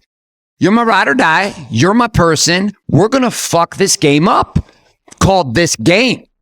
Now that we're together, oh shit. What can we do now? And that was like Danielle and I had this huge awakening. Like we're sitting, like it was literally like this defying moment in Mexico, having sex on the balcony, like just fucking like crazy. There was lightning storms happening, rain, which was really significant for our relationship. I'm like going down on her shit. I'm just fucking eating everything alive. I'm just like fucking in it, dude. And just lightning's going off and Danielle's fucking coming. And I'm like having this moment. It was just like amazing. And inside of all of that place, we get done. She comes up to me and says, one thing I've always wanted. Like my whole fucking life, didn't even know I wanted it. Which was hands on the cheeks. I'd just been coming to terms with sexual abuse from like 5 to 8, getting fucked by my uncle. Just barely, we'd really talked through this. Tears down her cheeks, tears down my cheeks. After fucking all over the deck, puts her hands on my face, tells me it's safe.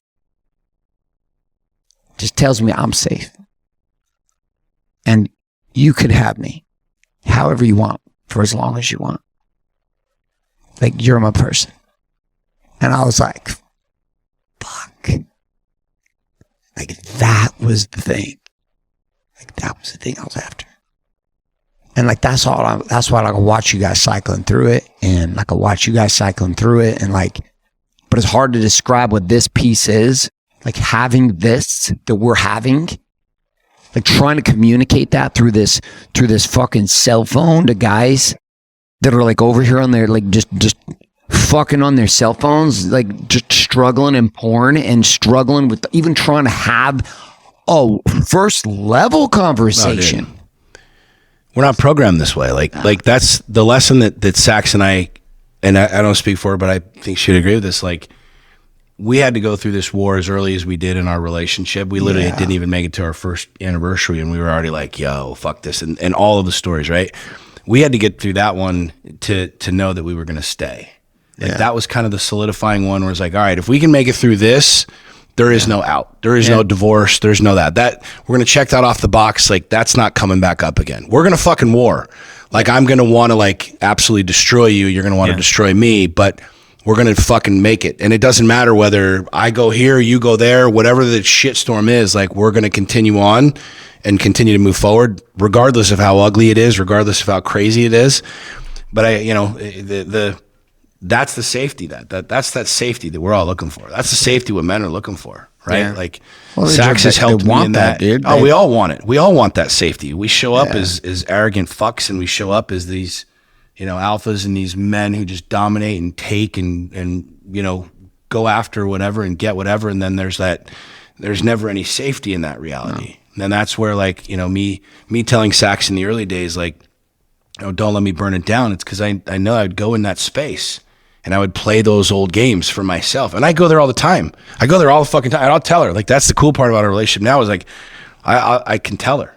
I'll literally look at her and be like, I am absolutely fucked right now. I don't want to see it. I don't want to talk to you. I want to burn my entire world to the ground. I'm going to leave and I'll be back. And she's like, okay. Yeah. Cool. That's do the what you need to do. You know what I'm saying? Danielle just don't vlog me. She's like, she'll just be like, she's like, okay, good luck. See ya. Yeah. Go do whatever the fuck you need to do. Bye-bye. That's exactly how Sax is. See ya. And vice versa, where she's like, hey, this isn't about you. This isn't whatever. I'm having a shitty day. Just leave me alone. I'm like, cool. Yeah. Where the little boy in me would be like, whoa, wait. Yeah. Let me go buy 87 fucking roses and a new car and a thing. Wait, how do I do? What? Yeah. Like, okay, cool, bye. Exactly. Like, what's weird too, like when that, at least for my experience, like when you get to that point where it's like soul person commitment, like soul purpose, like I've heard it forever, but like that you're my person's soul commitment. there's also like this incredible patience. I mean, I experience back and forth, which is like there's this like patience to allow your soul partner have like their moment and let them evolve in their moment and recognize, hey, dude, I'm more conscious than you right now, so I'm gonna let you do your thing, and vice versa. To be completely aware that I'm fucking not conscious in what I'm doing, and watch her just sit and be like, Yeah. I think that's one of the hardest Gotcha. things that we'll deal Yeah. with. And one of the things that you guys know, the word space, you hear that all the time. Like, what does that mean? Like, we give each other a lot of space. Yes. Like, that's something that we both have had to figure out how to do, because space is often confused for abandonment. For me, at least. Yeah, Where I had a lot of guys abandonment do- a lot issues. of I had guys a do lot it. of abandonment shit as a kid, and my dad, and never accepted, and the whole thing. So her pulling away is me going like, see, you're fucking running away. Like that's it. And then I just bottle up, I go to war. But the reality is, like, I've got to go into my own world and solve my own problems. Yeah. She's got to go into her world and solve her own problems. And then we have to come together and figure out how to build something in the middle. Yeah. But that takes time. That takes a lot of time. And like solving your own problems gives you self-respect. And when you have self-respect, 100%. the other person goes, you fucking respect yourself. I Exactly. respect you. And that word space, man, like what you're talking about, like Danielle giving you the space, like Zach's giving me the space.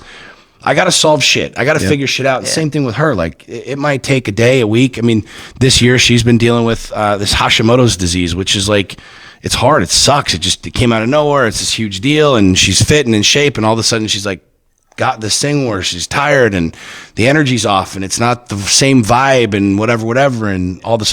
And for me, I'm looking at it going like, what the fuck? Like, show up. Let's go. We got a big shit to do. We got big things to build and whatever. And I've had to hold space, like say, look, you need to do what you need to do, get your mind right, get your body right. Like, I'm okay with that. Like, cause I want that same thing. I want that same thing. You know what I mean? And I think as men, we don't do that. Like it's like we want everybody to serve and produce and be all this other stuff when we're not. And especially with our women, like, you hold space for me, you listen to me, you do this. But the second you start talking, the second you start going, I'm like, no. We don't have any time for that shit. Yeah. And we wonder why there's no connection. We wonder why there's no empathy. You know what I mean? But we've gotten to a place now where like we can be really vulnerable, like really open, and it's not scary anymore. Yeah. Like I told her the other day, I'm like, I'm hurting right now. Like I'm dealing with some shit. Like I'm hurting. Like I'm in a really dark fucking place. Mm-hmm. You know what I mean? And that's not a sign of vulnerability. That's not weakness. It's like, she hears that, like she sees that, you know what I'm saying? Yeah. And having that connection, I think what a lot of dudes fail to realize is when you talk about that safety, you'll never have that unless you go all in. Yeah. I promise you, so long as you stay connected to anything, and I'm not just talking about other pussy, I'm not talking about anything else. When you stay connected to things that are outside of being all in, when you have other outlets that you're plugged into, other places where you're not all in your relationship, you'll never fucking be safe. Yeah. You will never be safe. You will never have the safety you're looking for. Exactly You'll never have the empathy you're looking for. You'll never have the physicality, the physical connection, the sex that you're looking for. Why? Because what guys fail to realize is that these chicks are fucking smart, dude. They're smart. as shit. I mean, let's just call it what it is. They have this sixth weird sense, and it's like I can smell the bullshit from 10 miles away. Exactly. And I know you're not fooling anybody. Nobody. And they get that shit. And so long as that we're playing that game thinking that we have it figured out and that we're smarter than they are. Yeah. And there's a lot of things that I'm a lot smarter than my wife in, and there's a lot of things she's smarter than me in. For sure. But so long as we play with half the deck, as long as we're not all in and we're trying to protect ourselves, we will never truly be safe. Yeah. And that's something that I didn't understand. Like when we moved into our new house, like this giant fucking safe, and I was always looking at it like, I don't know why I didn't want her to have the code to the safe. It wasn't like she was going to take all the money or take all the guns, or there was just an ego war. There was just this thing of like, there's a safe, and I got all my guns in there, and I got things in there. I got watches in there, and I got money in there, and like, I don't think she's going to steal from me, but why can't I do this? And it was like, it was this weird fucking thing where I'm like, I was even rationalizing like, well, babe, like we want to have that, that connection. So like if somebody ever robbed the house, you can truly say you don't know, and they can't ever like shake you down. I've seen all the movies, and they're going to they're going to waterboard you till you fucking give them the code. But if you don't really know the code, then you can't give them the code. This is a great plan. It was a terrible fucking plan. It was just me being a total fucking pussy. Yeah. And I was like, well, here's the code to the safe. It's like, okay. And I'm not kidding you. Like I gave her the code to the safe, and like for a week, I was like, I wonder if she's been in the safe. Like, I'd This like go guy. open the safe and I'd like This look at the money. fucking I'm guy. like, it's all still Fucking there. count it. The money's still there. I'm like, okay. Okay, she A can couple still be days trusted. later, She can I'm still like be looking trusted. around. I'm like checking in the safe. Like, Wow. it's this mind fuck. It's such Yeah. a stupid thing, but it's real. Dude, it's like Hey. the most beautiful. It's like the most beautiful symbol of like what has happened for you. Yeah. Because here you have this literal safe Yeah. in your home. You've said you're my person. Marry me. And I make want love you to for me. life. Get but naked with me, Here, but- sit on my face. Yeah, you ride can't me have the like code a to the pony, safe. And side note, you can't have the combination of the safe. Yeah. Yeah. Because I'm still not. It makes about as much sense as like what like being raised in Mormonism, and you had to get like the pass to go to the Mormon temple, only to go to the Mormon temple, go in, change your clothes, and then lock your clothes up in a lock. Yeah. So that people didn't steal your clothes inside of the temple. I was like, this doesn't make any fucking sense at all. You're like, I just had to pass a test about being honest to go into a place to lock my shit up from dishonest people. And marriage, dude, here we are in the same situation. We're like, I want all of you, but you don't get the code to the safe. You don't get the safe, which gives everything else around the safe. You want a car? Got one of those for you. You want this? I got one of that for you. You want the safe? Excuse me. Who the fuck do you think you are? You don't get to have the safe. It's not how it works, but I do want the code to your safe. Can you give me the code to your safe so I can manipulate the fuck out of you without you having a code to my safe? And then you just get with a queen who's like a safe cracker. And they know how to crack the safe, and they just sit there and they look at you and they're like, oh yeah, really? You're not going to give me the code? What's over there? 4, thank you. Yeah, how about this? 3. You're like, good. They're just slowly extracting the code. They're just, Then they're standing there holding the code going, hey fucker, I know the code. Just open the fucking safe.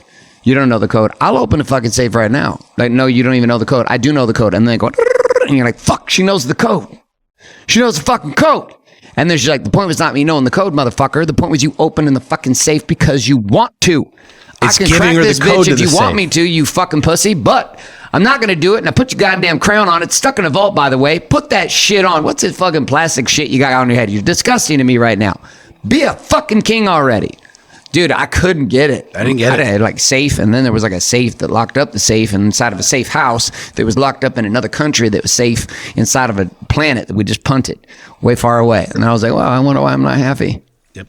That's weird. Hey, back on the space thing, the safe shit is good, but back in the days, Jesse and I started planning that into our relationship about 2.5 years ago, where she would go away like every other weekend for 2 or 3 days to go be with her brother and mom, and it like almost relieved that tension to where it never built up. Mm-hmm. Not crazy? Yeah. I'm like, well, shit, we always go to this when it gets crazy.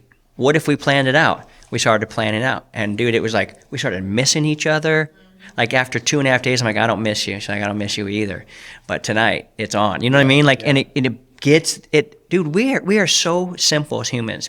Everything you said about sex triggered the most basic psychological hook in every single human being, specifically man, is that we want what we cannot have. Right.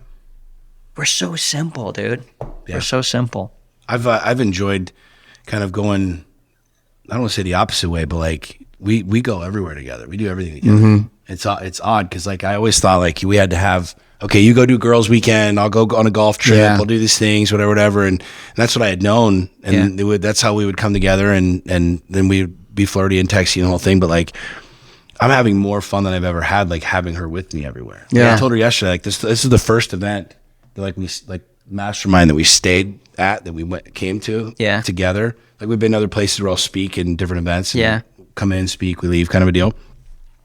It was like more fun for me to have her there and to be in that space for sure. You know what I mean? But it's like racing and all of these other things that we're doing. Like we talk about it a lot. Like we just want to be with each other. Like I truly envisioned having my person be my best friend. That's I truly envisioned that. I like wanted that for so many years and thought about that. And I'm like, what does the best friend look like? Like, how does it, you know what I mean? Whether you're guy friend or girlfriend, whatever, like I wanted my person to be my best friend. And I finally have that. And it's such a weird, but yet rewarding and powerful experience to have that. Because it's like, we don't do anything individually. And not because there's like lack of trust or we just want to be together. Yeah. We just want to do shit together. And even if we're not doing anything, we're doing something. Yeah. You know what I'm saying? Like, even if we're just like going over here, doing this or doing that, like we want to do everything together. And it's been such a cool experience for me rewriting the narrative, rewriting the game. Yeah. And I have more stories than I know what to do with. Like my entire life, my entire operating system was just a book of stories that I just kept repeating and repeating and repeating and repeating. And it started becoming just, it's not sustainable. Like I can't create a new reality based off of an old story. I can't keep operating and growing and expanding if I'm running the same fucking racket that I've been running for the last 10, 18 years. It won't work. It's not possible. The definition of insanity, bang your head against the wall over and over and over and over again, trying to get different results. Like, no, dummy, you got to do something different. You know, I mean, the last year I've just been on this insane quest where now I look for the stories. I'm like, okay, what story am I running? Like literally, what story am I running? And I just rewrite it. And I'm like trying to now extract them where before they pop in, I'm like, oh, that's weird. I should see a therapist about this. I should like assess this. Now I'm like, no, give me all the fucking stories.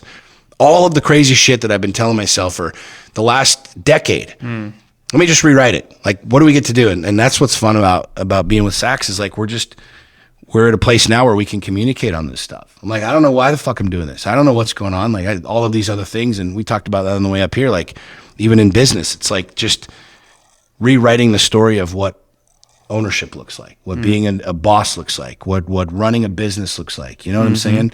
It's such a fascinating reality. But what I see over and over and over again with men is we're repeating yesterday's story. Yeah. We're literally reliving yesterday over and over and over, the same pain, the same frustration, the same abandonment, the same everything. And we wonder why we get no new results. We wonder why we can't get new results. It's because we're literally reading the same fucking book. Yeah.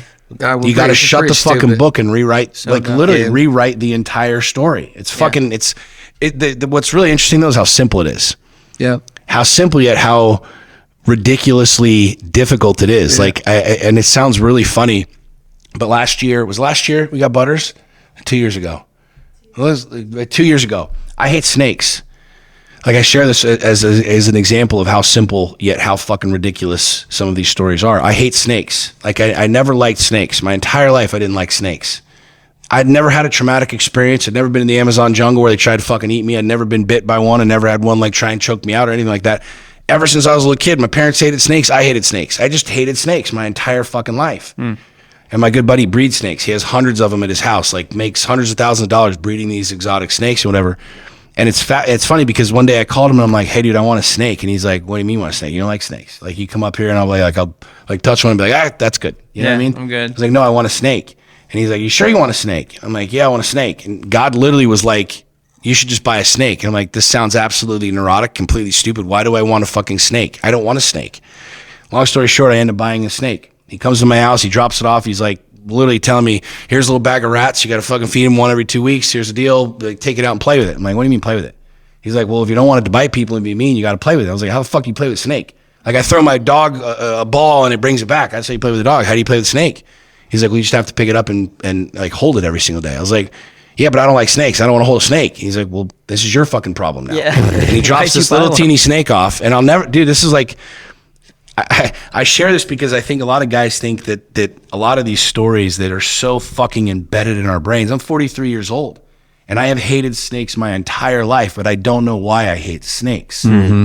I don't have a logical reason and a point of trauma in my life where it caused me to hate snakes. I've just always hated snakes. There's no origin to this story. It's just how it's always been. Right. Day that he leaves, I'm looking at this thing. I'm like, what the fuck do I do with this snake? How do I play with this snake? Like, what do I do now? And it was like hilarious. It was funny. So I pull this fucking snake out. I mean, long story short, the snake is slithering around me and I'm like doing one of those, like, this, I'm not in the pet store. I can't be like, take it. Get it, get it off, right? And the snake starts crawling around me and he's crawling all over my fucking head. And I'm standing in my kitchen by myself with this fucking snake, this little 18-inch snake crawling all over me. And he crawls down my arm and he does the little snake thing where like looks his head up and he like looks right in my eyes. And it sounds super fucking crazy to people and people are like, how you been on this roller coaster and all this thing's growing? It's literally because I bought a fucking snake. One of the many things I've done in the last couple of years is just look at all of these stories and just rewrite them.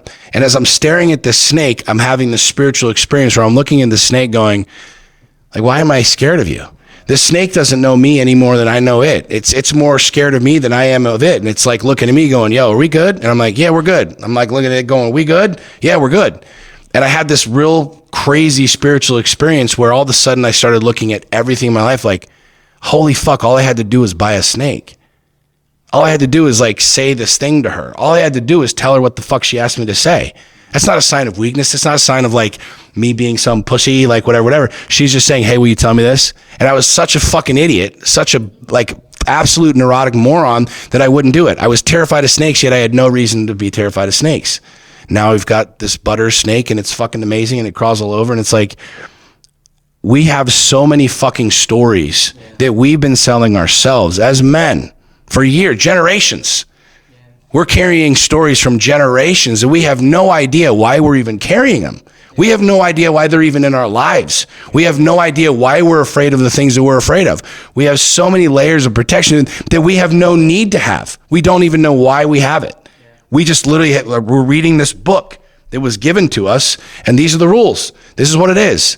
We don't like snakes. You don't like snakes. You just don't do snakes. And I'm like, well, I don't understand this. And so now I'm on this quest where it's like, what are the stories? Like, what are the things that I've been telling myself? What are the things that I believe about money, about success, about wealth, about love, about connection, about intimacy, about parenting that are stories that have been passed along to me that I just want to rewrite? And it's literally as simple in many cases as just saying a sentence or buying a fucking snake. You know what I'm saying? Yeah. None of these things have killed me. None of these things have destroyed me. None of these things have like stopped the world from fucking spinning or the sun from rising. Yeah. So it's kind of like, what am I really afraid of? Like, what am I scared of? Yeah. We Like see that playing small is the real scary shit.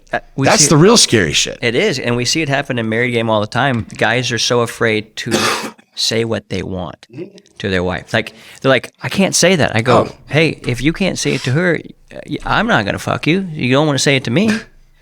Go say it to her. Why don't you tell her what you want? Oh, dude, the way I was raised, I go, if you're gonna stay with that story, we use that time. If you're gonna stay with that story, you're gonna get the same ending. Yeah. So, it just letting them know that they can, like, it's okay to want this. Yeah. It's okay to want your wife to want you. Yeah. Because they've been told, like, well, I shouldn't want that. I shouldn't want to fuck like a porn star. But you do, right? Well, do you want to judge yourself Is for that that? a question? Like, are you asking me that or? No. Babe, we need you for a second. Yeah. But it's that thing. It's okay to want that. Dude, it's And community. it sounds like that's what you're talking about. If I'm not willing to be open and communicate with my wife, then what am I doing? Yeah. Who am I going to do it with? My buddies, my homies, my golfing friends, the people that work. Like, I learned this lesson early in our marriage. Like, I was coming home one day. I just told her, I was like, I'm having a shit day. She's like, what do you want? I was like, I want a blowjob. Cool. Got home, got a blowjob. Yeah. And it was like, well, that was easy. Like, okay, well, I like this. Check, duly noted. Yeah. I'm just going to tell her exactly what I want when I want. And guess what?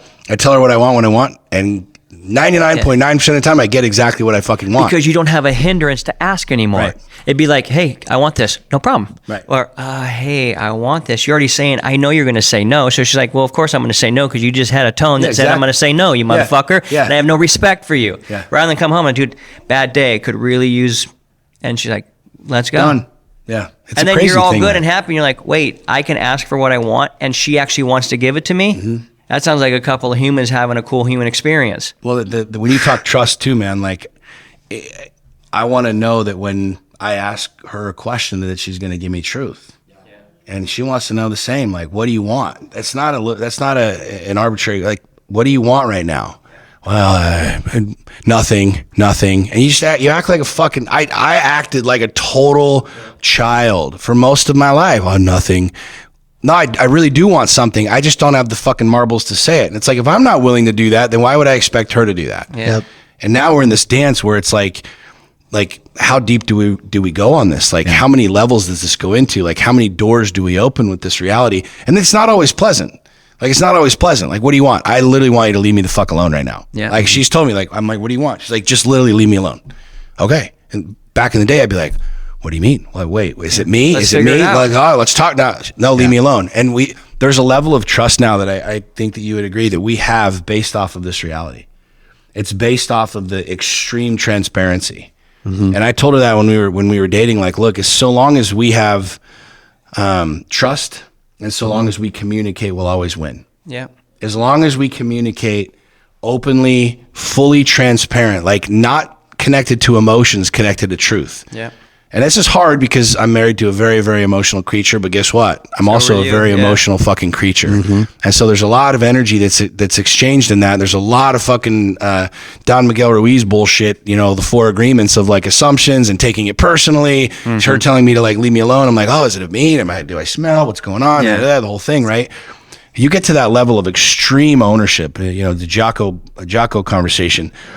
It's the most liberating thing ever. Yeah. It's the thing that I feared the most. It's the thing that I avoided at all cost. It's the thing that I lied about and wrote stories about, that it's not possible and it's going to hurt me and it's going to alienate me and I'll never get there. But literally you get to that place where it's like, I don't know any other way to do it now. Yeah, exactly. I don't know any other way to do it. And I think she would say the same thing. Like, and we have to be in that space where it's like, look, if you're going to ask me, I'm going to tell you the truth. I don't care about your emotions. I care about truth right now. Yeah. And it was a dance for a little bit. It was a battle for a little bit as our little kids came out, because we said a ton of shit we didn't mean, a lot of hurt, a lot of frustration. But like when you get through that and you realize like, I want that connection.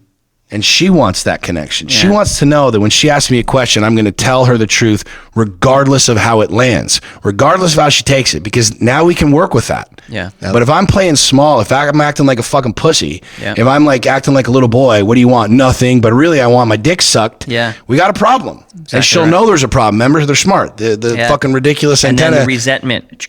And then it just builds resentment. It's like, Yeah. well, then if you're not going to tell me the truth, then what can I believe? What can I trust? Exactly. And I think there's a lot of relationships out there that struggle with this, especially people, and I found, I'm sure you guys have seen the same thing, people that have been married for a long period of time, or that have been in a relationship for a long period of time, that have deeply rooted patterns and deeply rooted assumptions and deeply rooted realities where you don't know how to break out of that. It's one thing like if you're divorced and you're like, okay, cool.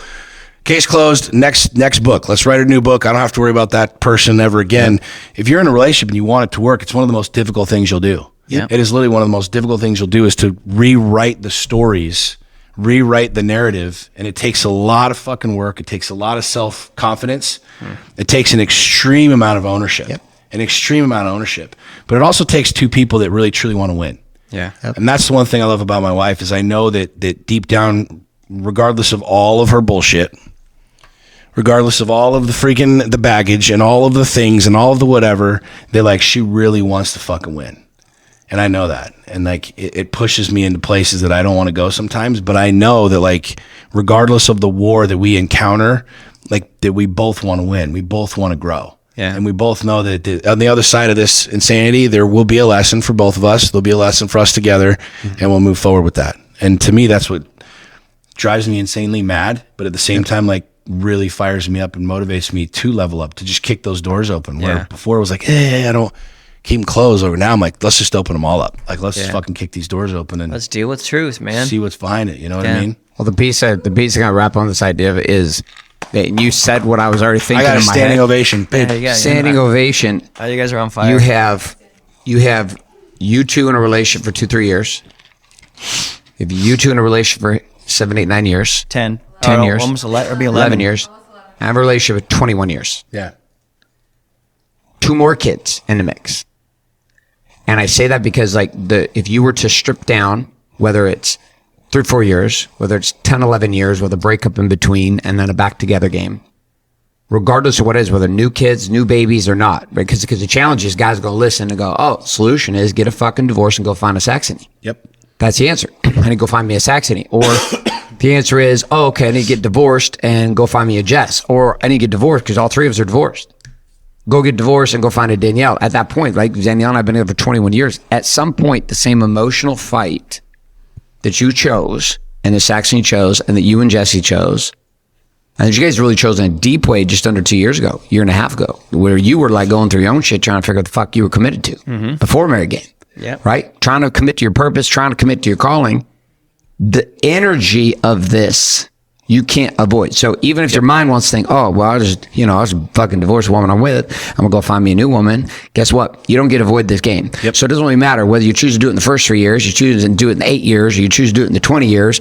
You're going to have to face it with somebody. 100%. Yeah. So why not be the person that you're with now? Right. Just figure that shit out, right? And but that's like that, because I know listening, guys gonna be listening insight, and going, man. oh fuck, dude, I've been married, because we have so many dudes in Warrior.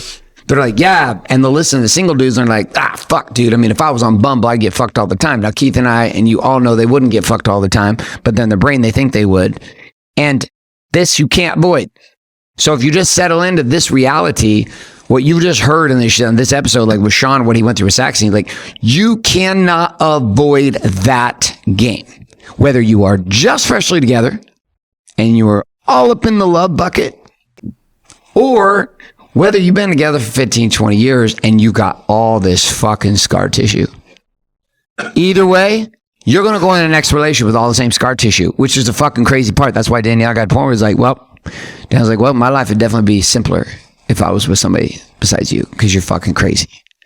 And there's no guarantee I'd be more happy, because I'd still have to figure this out with somebody. So since we already have some kids, since we're already in this place, why don't we see if we can figure this shit out together? Hence what you two came to, during the tantrum on the race and the mantrum and then finding your moment, and then you two like fighting it through during the breakdown before married game with you and Jess, and like what you guys had to choose. You two had to make a decision. You two had to make a decision. Danielle and I had to make a decision. And the key is, we had to make a decision, not I had to make a decision only, because the guy gets trapped in that too, where it's like, well, I want this, but my wife's unwilling. She won't rise. And I think it's probably more women today who are ready to rise than there are men who are committed to collide and rise. I agree 100%. The work has to happen regardless. Yeah. Like what you just said is very, very, very important to understand. Like, the work has to happen regardless. Yeah. No matter I what. promise you, it's not going from a 45-year-old wife to a 25-year-old wife. Mm-mm. I promise you, like, the work has to happen to have the results that we're talking about, to live the life we're talking about. And this is, again, just the gospel according to these freaking three assholes. Yeah. Like, do what you want with it. But like, the Pretty work fucking has accurate, to happen this gospel. regardless. Like, I could have kept dating the same avatar and the same thing, but had I not leveled up, I would never have what I have now.